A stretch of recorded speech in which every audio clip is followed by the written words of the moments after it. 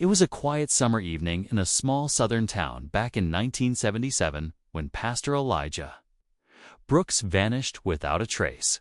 A well-respected black pastor known for his powerful sermons and community outreach. Elijah had touched countless lives. Then, one day, he simply never came home. His car was found parked neatly outside his church. The doors were locked, his Bible was still on the pulpit, and the lights were off.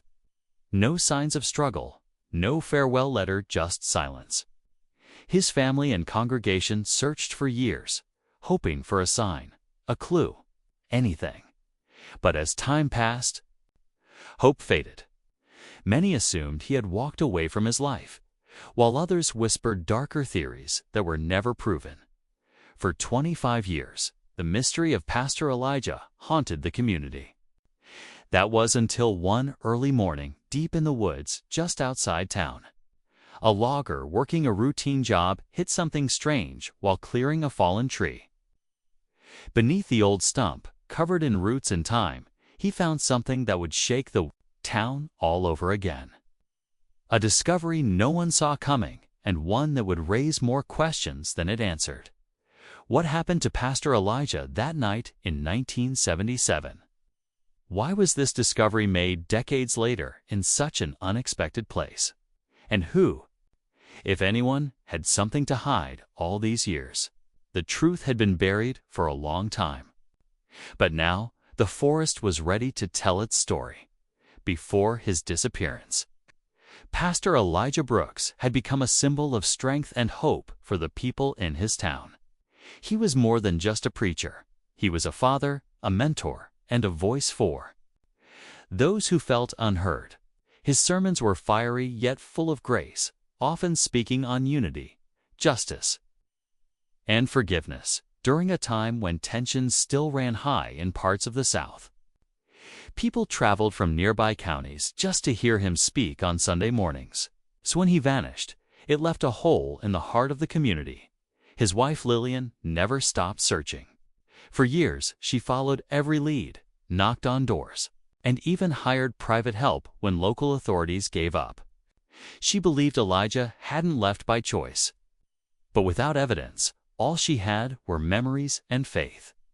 His church remained open, though smaller, with a single candle lit every Sunday in his honor. Time moved on, but the questions remained. The logger who made the discovery, a man named Ray Fletcher, had no idea what he was stepping into. He thought it was just another day, clearing debris from storm damage. But when he uncovered the buried object, a rusted, locked box covered in moss and wrapped in decaying cloth, he felt something wasn't right. Inside were items that shouldn't have been there.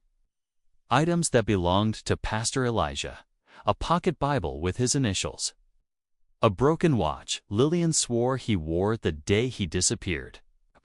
But there was more, and it was chilling. Word of the loggers. Discovery spread fast, and soon the small town found itself revisiting a mystery many had tried to forget. Sheriff Dean Turner, now retired but once the lead investigator on the case, came out of the shadows to give his thoughts. Back then, he said, we didn't have the tools or the backing to dig as deep as we needed. Some said his words were just an excuse. Others believed there were things he couldn't say out loud, even now. What stood out most was the condition of the box. It hadn't just been tossed into the woods. It had been buried with care. Someone had taken time to make sure it stayed hidden. Why and how did it end up so far from the church? That forest wasn't a place people just wandered into without a reason, especially not back then. A few townsfolk started whispering about a secret pastor Elijah might have been keeping.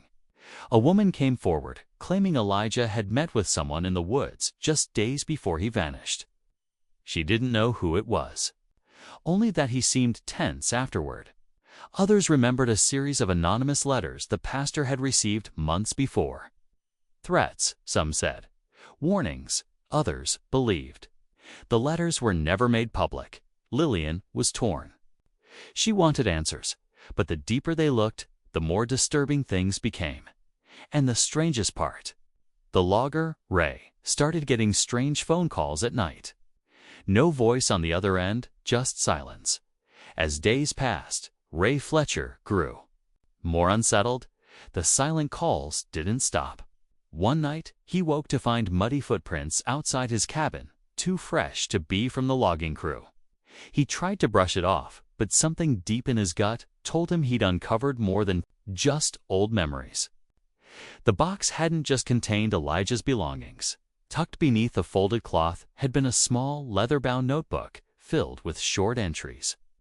Most were sermons or scriptures, but the last few pages were different.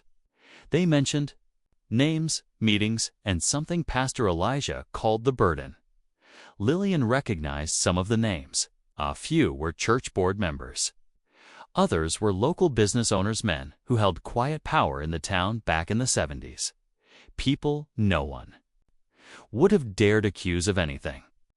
What had Elijah discovered that made him write this down? And more importantly, had he confronted them?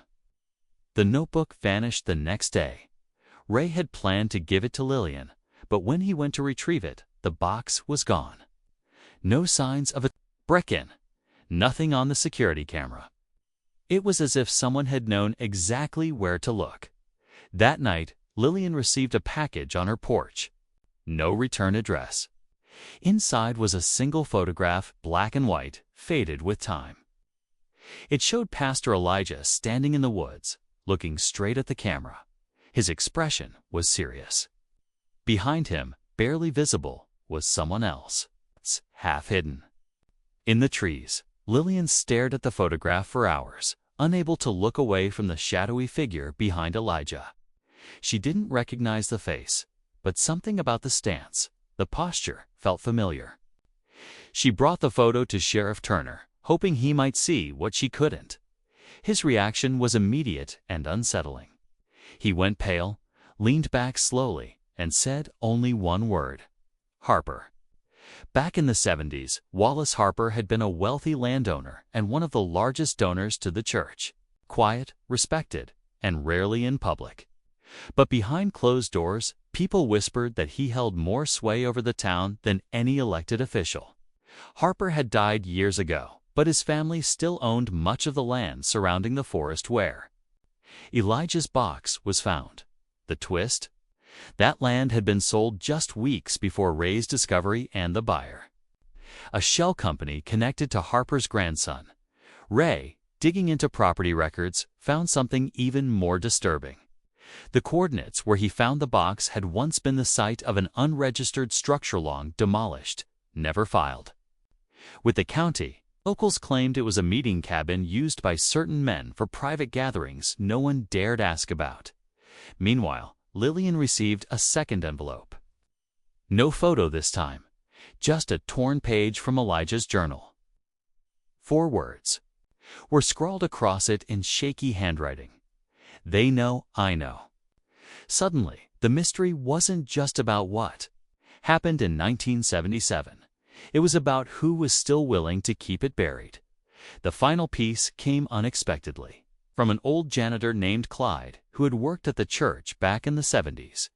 He showed up at Lillian's door, trembling, holding a dusty cassette tape. "I should have said something years ago," he whispered, "but I was scared. We all were."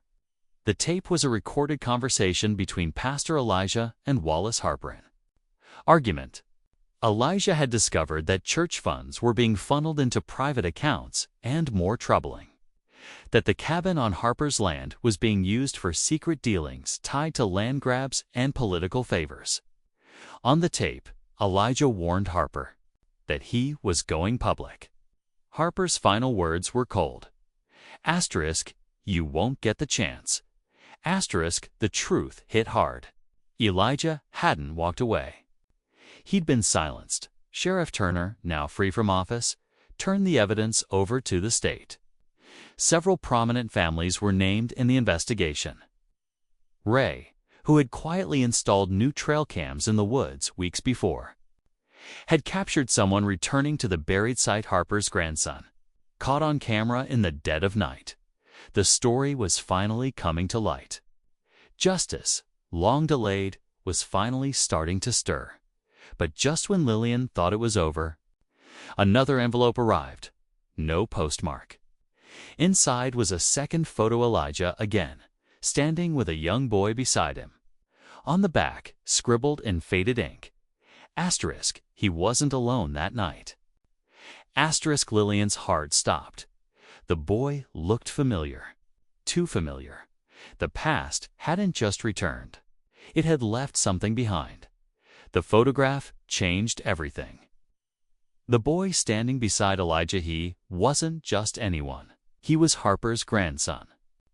A child back then, no older than 10.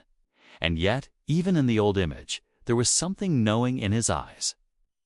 Lillian showed the photo to the investigators, and it filled in the final gap. Elijah hadn't gone into those woods alone. He had taken the boy with him, trying to protect him after overhearing something he shouldn't have. That boy had seen it all and carried the weight of that night into adulthood.